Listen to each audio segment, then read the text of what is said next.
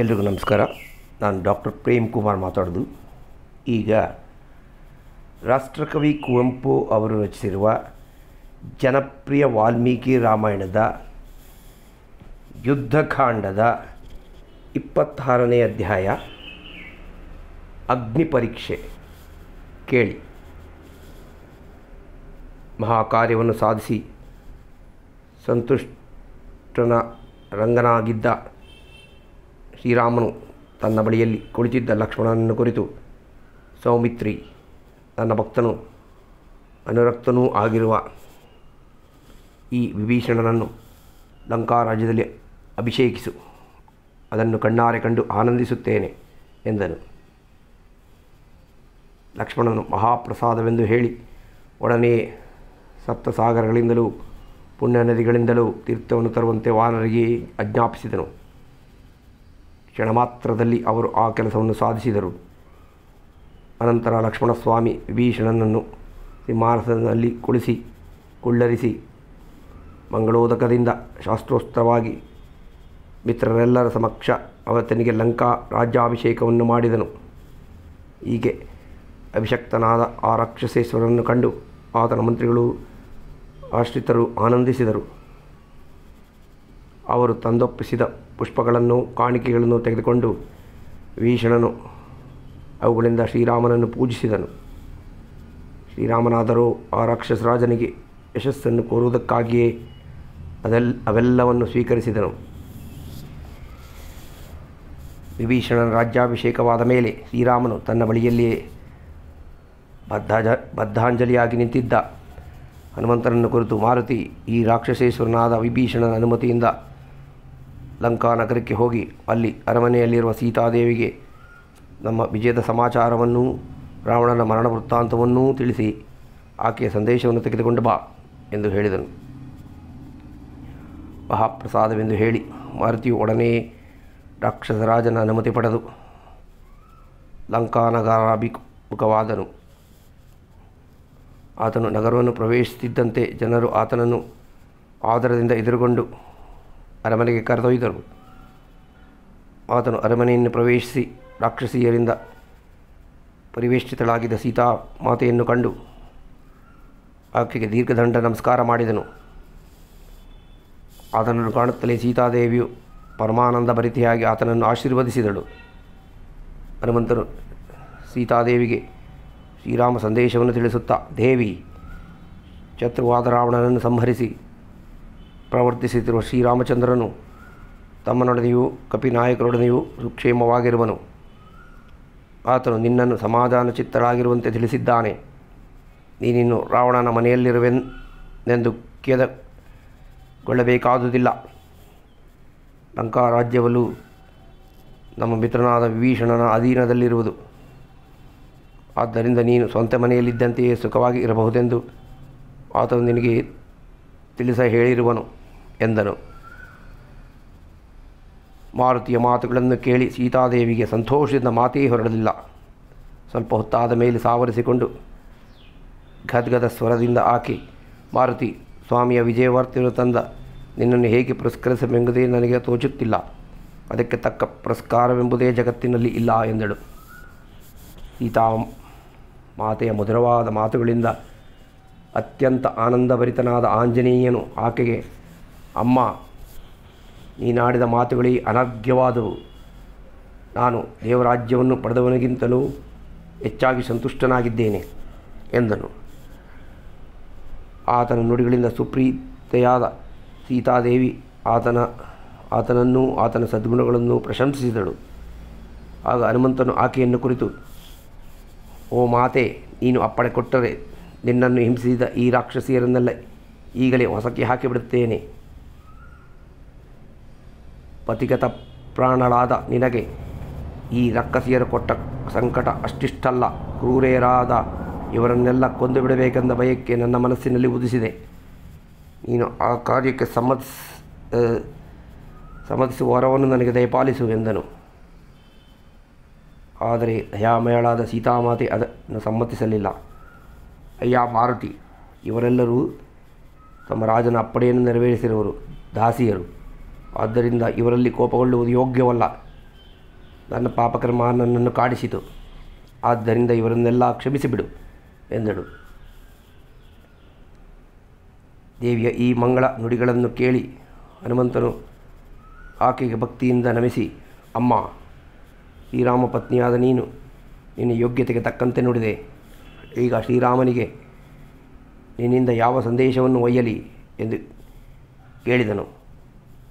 ಪತಿವ್ರತಾ ಶಿರೋಮಣಿಯಾದ ಆಕೆ, ಹೇ ವಾನರ ಪುಂಗವ, ನಾನು ನನ್ನ ಪತಿಯನ್ನು ನೋಡಲು ಅಪೇಕ್ಷಿಸುತ್ತೇನೆ ಎಂದು ಮಾತ್ರ ಹೇಳಿದಳು. ಹನುಮಂತನು ಆಕೆಯನ್ನು ಕುರಿತು, ಮಾತೆ ಸಚೀದೇವಿ ದೇವೇಂದ್ರನನ್ನು ಕಾಣುವಂತೆ ನೀನು ಕ್ಷಿಪ್ರದಲ್ಲಿಯೇ ಸೋದರನೊಡರಿರುವ ರಾಮಚಂದ್ರ ಮೂರ್ತಿಯನ್ನು ಕಾಣುವೆ ಎಂದು ಹೇಳಿ ಆಕೆಗೆ ನಮಸ್ಕರಿಸಿ ಶ್ರೀರಾಮನ ಬಳಿಗೆ ಹಿಂತಿರುಗಿದನು. ಹನುಮಂತನಿಂದ ಸೀತಾದೇವಿ ತನ್ನನ್ನು ಕಾಣಲು ಎಷ್ಟು ಆತುರಳಾಗಿರುವುದೆಂಬುದನ್ನು ಕೇಳಿ ಶ್ರೀರಾಮನು ಕಣ್ಣುಗಳಿಂದ ನೀರು ಸುರಿಸುತ್ತಾ ಕ್ಷಣಕಾಲ ಧ್ಯಾನಾಸಕ್ತನಾದನು. ತರುವಾಯ ನಿಟ್ಟುಸಿರೊಂದು ಬಿಟ್ಟು ಪಕ್ಕದಲ್ಲಿದ್ದ ವಿಭೀಷಣನಿಗೆ ಒಡನೆಯೇ ಸೀತಾದೇವಿಗೆ ಮಂಗಳ ಸ್ನಾನ ಮಾಡಿಸಿ ಅಲ್ಲಿಗೆ ಕರೆತರುವಂತೆ ಆಜ್ಞಾಪಿಸಿದನು. ಆಕೆಯ ಅಪ್ಪಣೆಯಂತೆ ಆ ರಾಕ್ಷಸರಾಜನು ಸೀತಾದೇವಿಯ ಬಳಿಗೆ ಹೋಗಿ ಶ್ರೀರಾಮನ ಅಪ್ಪಣೆಯನ್ನು ಆಕೆಗೆ ತಿಳಿಸಿದನು. ಅದನ್ನು ಕೇಳಿ, ಅಯ್ಯ ಮಹನೀಯರೇ, ನನಗೆ ಸ್ನಾನವೂ ಬೇಡ, ಭೂಷಣವೂ ಬೇಡ, ಅವುಗಳಿಲ್ಲದೆಯೇ ನನ್ನ ಪತಿಯನ್ನು ಕಾಣಬಯಸುವನು ಎಂದಳು. ಆದರೆ ವಿಭೀಷಣನು ಅದಕ್ಕೆ ಒಪ್ಪಲಿಲ್ಲ. ಶ್ರೀರಾಮನ ಅಪ್ಪಣೆಯನ್ನು ಪಾಲಿಸುವುದೇ ಕರ್ತವ್ಯವೆಂದನು. ಪತಿಪಾರಾಯಣಳಾದ ಸೀತಾದೇವಿ ಹಾಗೆಯೇ ಆಗಲೆಂದು ಮಂಗಳ ಸ್ನಾನ ಮಾಡಿ ದಿವ್ಯ ದುಕ್ಕೂಲಗಳನ್ನು ಆಭರಣಗಳನ್ನು ಧರಿಸಿ ಪಲ್ಲಕ್ಕಿಯಲ್ಲಿ ಕುಳಿತು ಶ್ರೀರಾಮನ ಬಳಿಗೆ ಬಂದಳು. ಪತ್ನಿಯನ್ನು ಕಾಡುತ್ತಲೇ ಶ್ರೀರಾಮನ ಮನಸ್ಸಿನಲ್ಲಿ ಬಗೆಬಗೆಯ ಭಾವನೆಗಳು ಉದಯಿಸಿದವು. ಬಹುದಿನಕ್ಕೆ ತನ್ನ ನಲ್ಲೆಯನ್ನು ಕಂಡುದಕ್ಕೆ ಸಂತೋಷ, ತಾನು ಬದುಕಿದ್ದು ಇದುವರೆಗೆ ಆಕೆ ಕಷ್ಟಕ್ಕೊಳಗಾದಾಗಿ ಕರುಣೆ, ಇವಳಿಷ್ಟು ದಿನಗಳು ವಿಷಯ ಲಂಪಟನಾದ ರಾವಣನ ಮನೆಯಲ್ಲಿ ಇದ್ದವಳಲ್ಲವೇ ಎಂಬುದಾಗಿ ರೋಷ ಏಕಕಾಲದಲ್ಲಿ ಕಾಣಿಸಿಕೊಂಡವು. ಆತನ ಅಪ್ಪಣೆಯಂತೆ ಸೀತಾದೇವಿ ಪಲ್ಲಕ್ಕಿಯನ್ನಿಳಿದು ಆತನ ಬಳಿಗೆ ನಡೆದುಕೊಂಡು ಹೋದಳು. ಆಕೆ ಬರುತ್ತಿದ್ದ ಮಾರ್ಗದಲ್ಲಿನ ವಾನರರನ್ನು, ರಾಕ್ಷಸರನ್ನು ರಾಜದೂತರು ದೂರ ಸರಿಸುತ್ತಿರಲು ಶ್ರೀರಾಮನು ಅವರನ್ನು ಗದರಿಸಿ, ಆ ಕಾರ್ಯವನ್ನು ನಿಲ್ಲಿಸಿ, ಇಲ್ಲಿ ನಿಂತಿರುವರೆಲ್ಲ ನನ್ನ ಆಪ್ತವರ್ಗಕ್ಕೆ ಸೇರಿದವರು. ಇವರ ಎದುರಿಗೆ ಸೀತೆ ಬರುವುದರಲ್ಲಿ ಏನೂ ತಪ್ಪಿಲ್ಲ. ಅಲ್ಲದೆ ಸ್ತ್ರೀಯರಿಗೆ ನಡತೆ ಎಂಬುದೇ ಆಭರಣವೇ ಹೊರತು ಬೇರೆ ಹೊದಿಕೆಗಳು ಆಭರಣಗಳು ಅರ್ಥವಿಲ್ಲದವು. ದುಸ್ಥಿತಿಯಲ್ಲಿರುವಾಗ ಸೀತೆ ಈಗ ಎಲ್ಲರ ಎದುರಿಗೂ ಬರಲಿ ಎಂದನು. ದುಸ್ಥಿತಿಯಲ್ಲಿರುವ ಸೀತೆ ಎಂಬ ಶ್ರೀರಾಮನ ಮಾತುಗಳನ್ನು ಕೇಳಿ ಲಕ್ಷ್ಮಣ, ಸುಗ್ರೀವ, ಹನುಮಂತ ಮೊದಲಾದವರಿಗೆಲ್ಲ ಭಯಭೀತರಾಗಿ ವಿಕಂಪಿಸಿದರು. ಸೀತಾದೇವಿ ತನಗೆ ಸ್ವಭಾವ ಸಹಜವಾದ ಲಜ್ಜೆಯಿಂದ ಅಂಗಾಂಗಗಳನ್ನೆಲ್ಲ ಒಳಗೆಳೆದುಕೊಳ್ಳುತ್ತಾ ಅಡಗಿಸಿಕೊಂಡು ಶ್ರೀರಾಮನ ಬಳಿಗೆ ಬಂದು, ಆರ್ಯಪುತ್ರ ಎಂದಷ್ಟು ಮಾತ್ರ ನುಡಿದಳು. ದುಃಖ ಕುತ್ತಿಗೆಯನ್ನು ಒತ್ತಲು ಆಕೆಯಿಂದ ಮುಂದೆ ಮಾತನಾಡುವುದನ್ನೇ ಕಣ್ಣುಗಳಿಂದ ಆಗಲಿಲ್ಲ. ಕಣ್ಣುಗಳಿಂದ ನೀರು ಸುರಿಸುತ್ತಾ ನೀರಳವಾಗಿ ಅತ್ತಳು. ಹಾಗೆಯೇ ಒಮ್ಮೆ ತನ್ನ ಗಂಡನ ತಲೆ ಎತ್ತಿ ಗಂಡನ ಮುಖವನ್ನು ನೋಡಿದಳು. ಪೂರ್ಣಚಂದ್ರನ ಸಮಾನನಾದ ಆ ಮುಖವನ್ನು ನೋಡುತ್ತಲೇ ಆಕೆಯ ಹೃದಯ ಸಂತೋಷದಿಂದ ನಲಿದು ನರ್ತಿಸಿತು. ಅಷ್ಟರಲ್ಲಿ ಶ್ರೀರಾಮನು ಆಕೆಯನ್ನು ಕುರಿತು, ಎಲೈ ಭದ್ರೆ, ನನ್ನ ಪೌರುಷದಿಂದ ಸಾಧಿಸಬೇಕಾದ ಕಾರ್ಯವನ್ನು ನಾನು ಸಾಧಿಸಿದ್ದಾಯಿತು. ಶತ್ರುವಾದ ರಾವಣನು ಸತ್ತು ನನ್ನ ರೋಷ ಶಾಂತವಾದಂತಾಯಿತು. ನಾನು ಪಟ್ಟ ಶ್ರಮವೆಲ್ಲವರೂ ಆದ್ದರಿಂದ ಸಾರ್ಥಕವಾದಂತಾಯಿತು. ನನ್ನ ಪ್ರತಿಜ್ಞೆ ನೆರವೇರಿತು. ಸುಗ್ರೀವ, ಹನುಮಂತರು ನನಗಾಗಿ ಪಟ್ಟ ಕಷ್ಟವು ಸಾರ್ಥಕವಾಯಿತು. ನನಗೆ ಬರಬಹುದಾಗಿದ್ದ ಅಪಕೀರ್ತಿ ನಿವಾರಣೆಯಾಗಿ ನನ್ನ ಪರಾಕ್ರಮ ಜಗತ್ತಿಗೆ ಅರಿವಂತಾಯಿತು. ನಾನು ಧನ್ಯನಾದೆ ಎಂದನು.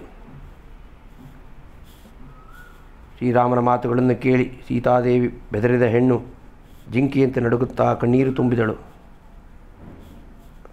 ಅದನ್ನು ಕಂಡು ಶ್ರೀರಾಮನ ಕೋಪಾಗ್ನಿ ಅಜ್ಜಾಹುತಿಗೊಂಡಂತೆ ಪ್ರಜ್ವಲಿಸಿತು. ಉಬ್ಬು ಗಂಟು ಹಾಕಿಕೊಂಡು ನಿಷ್ಠೂರವಾದ ಧ್ವನಿಯಲ್ಲಿ ಆತನು, ಎಲೆಯ ಸೀತೆ, ನಾನು ರಾವಣನೊಡನೆ ಯುದ್ಧ ಹೂಡಿದುದು ನಿನಗಾಗಿ ಅಲ್ಲ, ನನ್ನ ಚರಿತ್ರೆಯನ್ನು ಕಾಪಾಡಿಕೊಂಡು ಅಪವಾದವನ್ನು ನಿವಾರಿಸಿಕೊಳ್ಳುವುದಕ್ಕಾಗಿ. ನಿನ್ನ ಚಾರಿತ್ರ್ಯ ಶುದ್ಧಿಯಲ್ಲಿ ವಿಚಾರದಲ್ಲಿ ನನಗೆ ಸಂದೇಹ ಮೂಡಿರುವುದರಿಂದ ನನ್ನ ಎದುರಿಗೆ ನಿಂತಿರುವ ನೀನು ಕಣ್ಣು ನೋವು ಬಂದವನಿಗೆ ಕಣ್ಣು ಕುಕ್ಕುವ ದೀಪದಂತೆ ಅಸಹ್ಯಳಾಗಿರುವೆ. ಆದ್ದರಿಂದ ಎಲ್ಲವೂ ಮೈಥಿಲಿ, ನಾನು ನಿನಗೆ ಈಗ ಸಂಪೂರ್ಣ ಸ್ವಾತಂತ್ರ್ಯವನ್ನು ಕೊಟ್ಟಿರುತ್ತೇನೆ. ನೀನು ಮನಬಂದೆಡೆಗೆ ಹೊರಟು ಹೋಗು. ಶತ್ರುವಿನ ಮನೆಯಲ್ಲಿ ಇಷ್ಟು ಕಾಲ ದೀರ್ಘಕಾಲ ನೆಲೆಸಿದ್ದ ಸ್ತ್ರೀಯನ್ನು ಸ್ವಧ್ವಂಶದಲ್ಲಿ ಹುಟ್ಟಿದ ಯಾವ ಪುರುಷನು ತಾನೇ ಪರಿಗ್ರಹಿಸಾಹನು? ನನ್ನ ವಂಶಗೌರವ ನಿನ್ನ ಮೇಲಿನ ಮೋಹಕ್ಕಿಂತಲೂ ದೊಡ್ಡದು. ಆದ್ದರಿಂದ ಇಗೋ, ಇನ್ನು ಮೇಲೆ ನಿನ್ನ ದಾರಿ ನಿನಗೆ. ನನಗೆ ನಿನ್ನಲ್ಲಿ ವಿಶ್ವಾಸವಾಗಲಿ ಗೌರವವಾಗಲಿ ಸ್ವಲ್ಪವೂ ಉಳಿದಿರುವುದಿಲ್ಲ. ನೀನು ಯಥೇಚ್ಛವಾಗಿ ಹೊರಟು ಹೋಗಬಹುದು. ಇಗೋ, ಲಕ್ಷ್ಮಣನಲ್ಲಿಯೋ ಭರತನಲ್ಲಿಯೋ ವಾನರೇಶ್ವರನಾದ ಸುಗ್ರೀವನಲ್ಲಿಯೋ ರಾಕ್ಷಸೇಶ್ವರನಾದ ವಿಭೀಷಣನಲ್ಲಿಯೋ ಸೇರಿ ಸುಖವಾಗಿರು. ಎಲೆ ಸೀತೆ, ದಿವ್ಯ ರೂಪಿಣಿಯೂ ಮನೋಹರಿಣಿಯೂ ಆದ ನೀನು ತನ್ನ ಮನೆಯಲ್ಲಿ ಇಷ್ಟು ಕಾಲವೂ ಇದ್ದರೂ ಆ ಕಾಮಿಯಾದ ರಾವಣನು ಮನೋನಿಗ್ರಹ ತಾಳಿರುವುದು ಎಂದಿಗೂ ಸಾಧ್ಯವಿಲ್ಲ ಎಂದನು.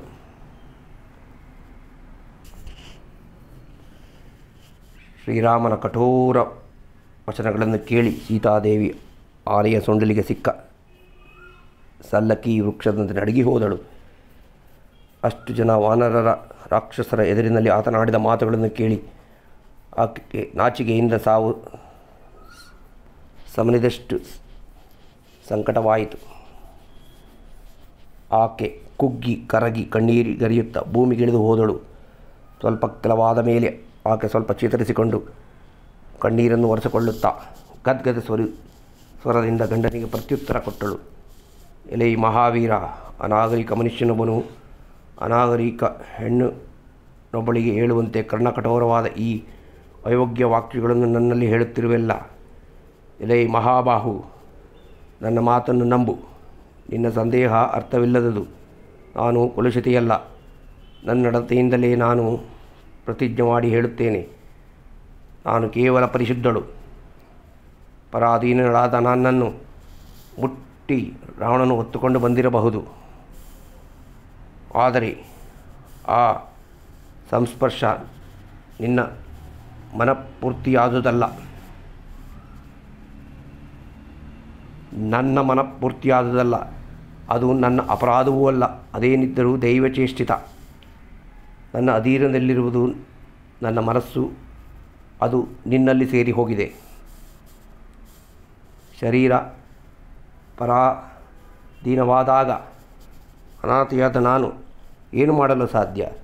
ನಿನ್ನೊಡನೆ ಹಲವು ವರ್ಷಗಳು ಆಡಿ ಬೆಳೆದ ನನ್ನ ಹೃದಯವನ್ನು ನೀನು ಅರಿತುಕೊಳ್ಳಲಾರೆಯಾದರೆ ನಾನು ಎಂದೆಂದಿಗೂ ಹತಭಾಗ್ಯಳಾಗಿ ಹೋದೆ. ಎಲೈ ಪುರುಷೋತ್ತಮನೇ, ಕೇವಲ ಪಾಮರನಂತೆ ಕೋಪವನ್ನು ನಂಬಿ ನನ್ನನ್ನು ಸಂದೇಹಗೊಳ್ಳುವುದೇ? ನಾನು ಜನಕರಾಜನ ಮಗಳು. ಭೂಜಾತೆ ಎಂಬುದು ನಿನಗೆ ಮರೆತೇ ಹೋಯಿತೇ? ನಿನ್ನಲ್ಲಿ ನನಗಿರುವ ಅಚಲವಾದ ಭಕ್ತಿ, ನನ್ನ ಶೀಲ ಇವುಗಳು ಗಣನೆಗೆ ಬಾರದೆ ಹೋದವೇ?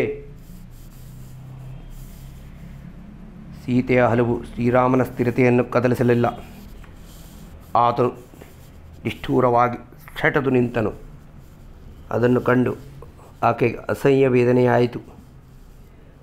ಬಳಿಯಲ್ಲಿಯೇ ಚಿಂತಾಪರನಾಗಿ ಬಾಡಿದ ಮುಖದಿಂದ ನಿಂತಿದ್ದ ಲಕ್ಷ್ಮಣನನ್ನು ಕುರಿತು, ಸೌಮಿತ್ರಿ, ಈ ಮಿಥ್ಯಾಪವಾದವನ್ನು ನಾನು ಸಹಿಸಲಾರೆ.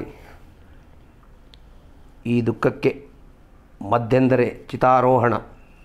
ಒಡನೆಯೇ ಚಿತೆಯನ್ನು ಸಿದ್ಧಪಡಿಸು ಎಂದಳು. ಲಕ್ಷ್ಮಣನು ಕೋಪಾವಿಷ್ಟನಾಗಿ ಅಣ್ಣನ ಮುಖವನ್ನು ನೋಡಿದನು. ಆತನ ಮುಖದಲ್ಲಿ ಯಾವುದೊಂದು ವಿಕಾರವೂ ಕಾಣಬರಲಿಲ್ಲ. ಬೇಡವೆಂದು ಹೇಳುವ ಮುಖಚರ್ಯೆಯಲ್ಲ ಅದು. ಲಕ್ಷ್ಮಣನು ಒಡನೆಯೇ ಅಗರು ಚಂದನಾದಿ ಕಾಷ್ಟಗಳನ್ನು ವಾನರಿಂದ ತರಿಸಿ ಚಿತೆಯನ್ನು ಸಿದ್ಧಪಡಿಸಿದನು. ಸೀತಾದೇವಿ ತಲೆ ತಗ್ಗಿಸಿ ಕುಳಿತಿದ್ದ ಶ್ರೀರಾಮಚಂದ್ರನಿಗೆ ಪ್ರದಕ್ಷಿಣೆ ಮಾಡಿ ದಗದಗ ಉರಿಯುತ್ತಿರುವ ಚಿತೆಯ ಬಳಿಗೆ ಬಂದಳು. ಅನಂತರ ಕೈ ಮುಗಿದುಕೊಂಡು, ಹೇ ಯಜ್ಞೇಶ್ವರ, ನನ್ನ ಪತಿಯಾದ ಶ್ರೀರಾಮನಿಂದ ನನ್ನ ಮನಸ್ಸು ಅತ್ತಿತ್ತ ಕದಲದೆ ಸ್ಥಿರವಾಗಿದ್ದು ನಿಜವಾದರೆ ಲೋಕಸಾಕ್ಷಿಯಾದ ನೀನು ನನ್ನನ್ನು ಕಾಪಾಡು. ಈತನು ಭಾವಿಸಿರುವಂತೆ ಪತಿತಳಾಗಲಿರದೆ ನಾನು ಶುದ್ಧ ಚಾರಿತ್ರ್ಯವಾಗಿರುವುದೇ ನಿಜವಾದರೆ ಲೋಕಸಾಕ್ಷಿಯಾದ ನೀನು ನನ್ನನ್ನು ಕಾಪಾಡು. ಹಗಲಿರಳು ಸೂರ್ಯಚಂದ್ರರು ವಾಯುದೇವನು ನನ್ನನ್ನು ಪತಿವ್ರತೆಯಾಗಿ ಕಂಡಿರುವುದು ನಿಜವಾದರೆ ನನ್ನನ್ನು ಅಕ್ಷತೆಯನ್ನಾಗಿ ಕಾಪಾಡು ಎಂದು ಹೇಳಿ ಯಜ್ಞೇಶ್ವರನಿಗೆ ಪ್ರದಕ್ಷಿಣೆ ಮಾಡಿ ಚಿತೆಯನ್ನು ಹೊಕ್ಕಳು.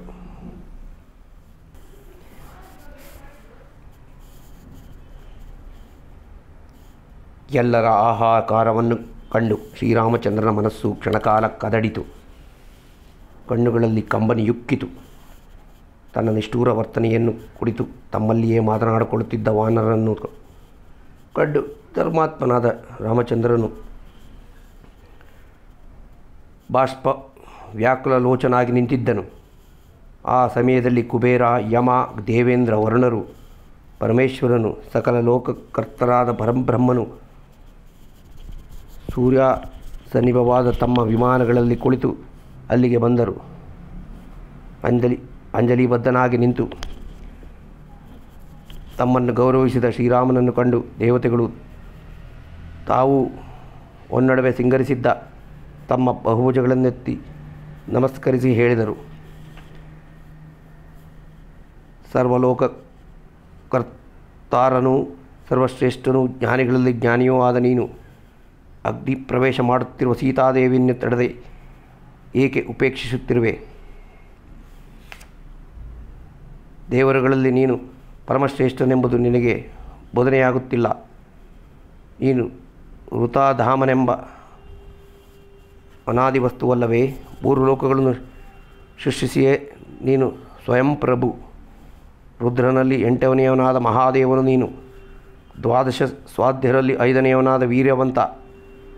ಏಯ್ ಪರಂತಪ, ಅಶ್ವಿನಿ ದೇವತೆಗಳೇ ನಿನ್ನೆರಡು ಕಿವಿ, ಚಂದ್ರಸೂರ್ಯರು ನಿನ್ನೆರಡು ಕಣ್ಣು, ಸೃಷ್ಟಿಯ ಆದಿ ಅಂತ್ಯದಲ್ಲಿ ಪ್ರತ್ಯಕ್ಷವಾಗುವ ಮಹನೀಯನು ನೀನೇ.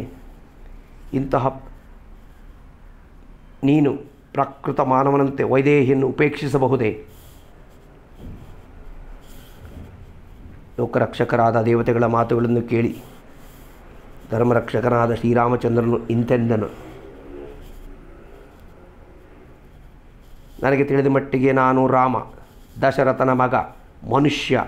ನಾನು ಯಾರು, ಯಾರವನು, ಎಲ್ಲಿಂದ ಬಂದವನು ಎಂಬುದನ್ನು ಪೂಜ್ಯನಾದ ಬ್ರಹ್ಮದೇವನು ಅಪ್ಪಣೆ ಕೊಡಿಸಲಿ. ಇದಕ್ಕೆ ಉತ್ತರವಾಗಿ ಬ್ರಹ್ಮವಿದರಲ್ಲಿ ವರಿಷ್ಠನಾದ ಬ್ರಹ್ಮದೇವನು ಹೇಳಲು ಮೊದಲು ಮಾಡಿದನು. ಸತ್ಯ ಪರಾಕ್ರಮನಾದ ರಾಮನೇ, ಈ ಸತ್ಯವನ್ನಾಲಿಸು. ಚಕ್ರಾಯುಧನಾದ ಸರ್ವ ವಿಭು ಶ್ರೀಮನ್ನಾರಾಯಣನೇ ನೀನು. ಭೂತ ಭವ್ಯ ಪತ್ನಚಿತ್ತನಾದ ಏಕಶೃಂಗವರಾಹನೂ ನೀನೇ. ಆದಿ ಮಧ್ಯಾಂತಗಳಲ್ಲಿ ಚರಿಸುವ ಅಕ್ಷರ ಬ್ರಹ್ಮನೂ ನೀನೇ. ಲೋಕಗಳಿಗೆಲ್ಲ ಧರ್ಮಸ್ವರೂಪಿಯಾದ ನೀನು ಚತುರ್ಭುಜಯುಕ್ತನಾದ ವಿಶ್ವೇಕ್ಷೇಖೇನನು, ಋಷಿಕೇಶನೂ ನೀನೇ. ಪುರುಷೋತ್ತಮನಾದ ಪುರುಷನೂ ನೀನೇ. ನೀನೇ ಖಡ್ಗಧರನಾದ ಅಜಿತ ವಿಷ್ಣು. ಬ್ರಹ್ಮಕಲ್ಪನಾದ ಕೃಷ್ಣನೂ ನೀನೇ. ಬುದ್ಧಿ, ಸತ್ಯ, ಕ್ಷಮಾ, ಧಮಗಳು ನೀನೇ. ಪ್ರಭವ ಪ್ರಳಯ ಶಕ್ತಿಗಳೂ ನೀನೇ. ಇಂದ್ರಕರ್ಮನಾದ ಮಹೇಂದ್ರನೂ ನೀನೇ. ರಣಾಂತಕೃತವಾದ ಪದ್ಮನಾಭನೂ ನೀನೇ. ಶರಣ್ಯನು ಚರಣನೂ ನೀನೇ. ಹೀಗೆಂಬುದು ದಿವ್ಯ ಮಹರ್ಷಿಗಳ ವಾಣಿ. ಸಹಸ್ರಶೃಂಗನೂ ಶತಜಿಹ್ವನೂ ಆದ ವೇದಾತ್ಮ ಋಷಭನೂ ನೀನೇ.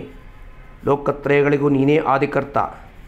ಸಿದ್ಧರಿಗೆಲ್ಲ ಪೂರ್ವನೂ ಆಶ್ರಯ ರೂಪಿಯೂ ನೀನೇ. ನೀನೇ ಯಜ್ಞ, ವಷಟ್ಕಾರ, ಓಂಕಾರಗಳು ನೀನೇ. ನಿನ್ನ ಪ್ರಭವ ನಿಧನಗಳನ್ನು ಯಾರು ತಾನೇ ಬಲ್ಲರು. ನೀನು ಸ್ವರಭೂತದಲ್ಲಿಯೂ ಕಂಡುಬರುತ್ತೀಯೇ.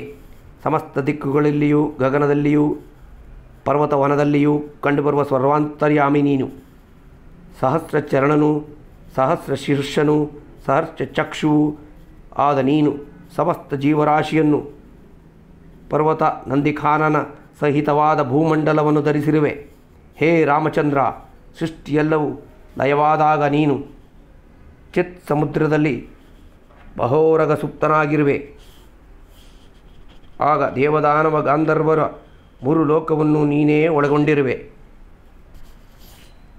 ಅಹಂ ತೇ ಹೃದಯಂ ರಾಮ ಜಿಹ್ವಾದೇವಿ ಸರಸ್ವತಿ ದೇವಗಾತ್ರೇಷು ರೋಮಾಣಿ ನಿರ್ಮಿತ ಬ್ರಾಹ್ಮಣ ಪ್ರಭೋ ಮಿಷಸ್ತೆ ಭವೇದ್ರಾತ್ರಿ ಉನ್ಮೇಷಸ್ತೆ ಭವೇದ್ ದಿವಾ.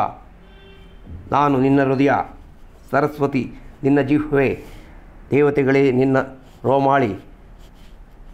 ನಿನ್ನ ಎವೆ ಮುಚ್ಚಿದರೆ ರಾತ್ರಿ, ತೆರೆದರೆ ಹಗಲು. ನಿನ್ನ ಸಂಸ್ಕಾರಗಳೇ ವೇದರಾಶಿ. ನೀನಿಲ್ಲದೆ ಏನಿಲ್ಲ. ಈ ಜಗತ್ತೆಲ್ಲವೂ ನಿನ್ನ ಶರೀರ. ನಿನ್ನ ಸ್ಥೈರ್ಯವೇ ಈ ವಸುಧಾತಲ. ನಿನ್ನ ಕೋಪವೇ ಅಗ್ನಿ, ನಿನ್ನ ಪ್ರಸಾದವೇ ಸೋಮ. ಏ ವತ್ಸಲಾಲಾಂಛನ, ಪೂರ್ವದಲ್ಲಿ ತ್ರಿವಿಕ್ರಮನಾಗಿ 3 ಲೋಕಗಳನ್ನು ಆಕ್ರಮಿಸಿ ಮಹಾ ಅಸುರನಾದ ಬಲಿಯನ್ನು ಬಂಧಿಸಿ ಇಂದ್ರನನ್ನು ರಾಜನನ್ನಾಗಿ ಮಾಡಿದೆ. ಸೀತೆಯ ಮಹಾಲಕ್ಷ್ಮಿ, ದೇವನು ಕೃಷ್ಣನು, ಪ್ರಜಾಪತಿಯಾದ ವಿಷ್ಣು ನೀನು. ರಾವಣ ಪದಾರ್ಥವಾಗಿ ಮಾನುಷ ದೇಹವನ್ನು ಪ್ರವೇಶಿಸಿರುವೆ. ಆದ್ದರಿಂದ ಹೇ ಧರ್ಮಪತ್ರದಲ್ಲಿ ಪರಿಷ್ಠನಾದ ರಾಮಚಂದ್ರ, ರಾವಣನು ಹತನಾದನು.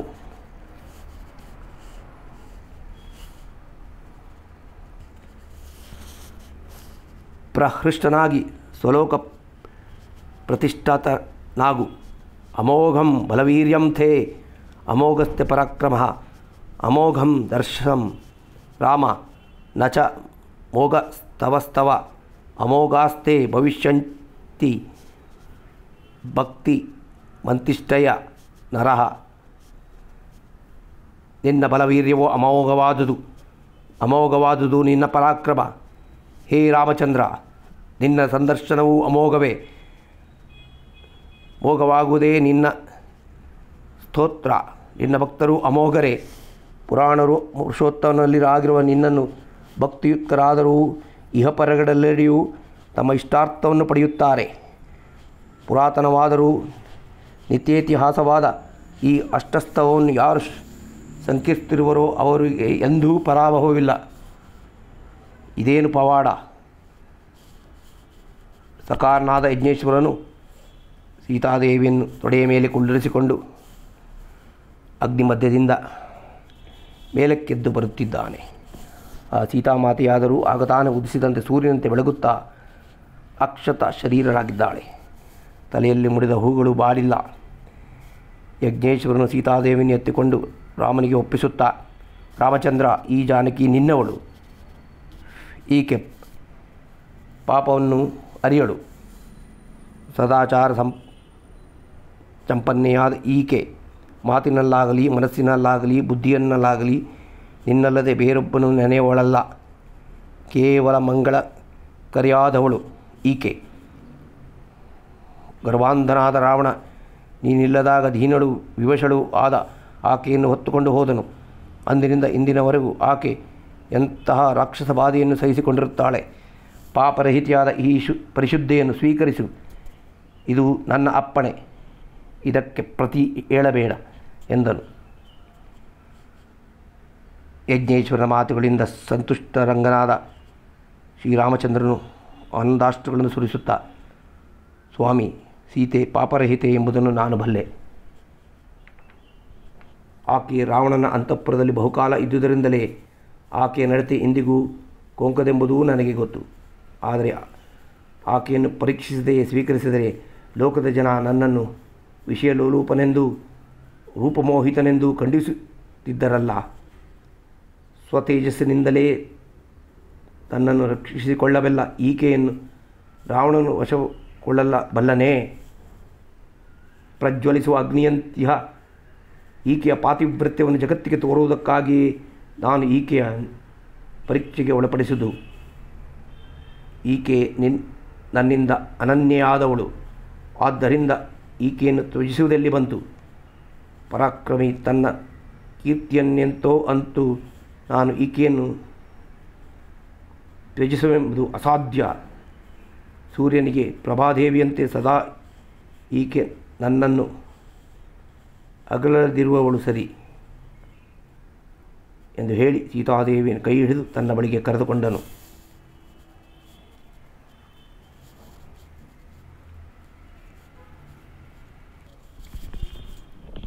ಶ್ರೀರಾಮನು ಸೀತಾದೇವಿಯ ಸ್ವೀಕರಿಸುವ ಶುಭ ಮುಹೂರ್ತದಲ್ಲೇ ದಶರಥ ಮಹಾರಾಜನು ವಿಮಾನರೂಢನಾಗಿ ಸ್ವರ್ಗದಿಂದ ಅಲ್ಲಿಗೆ ಇಳಿತಂದನು.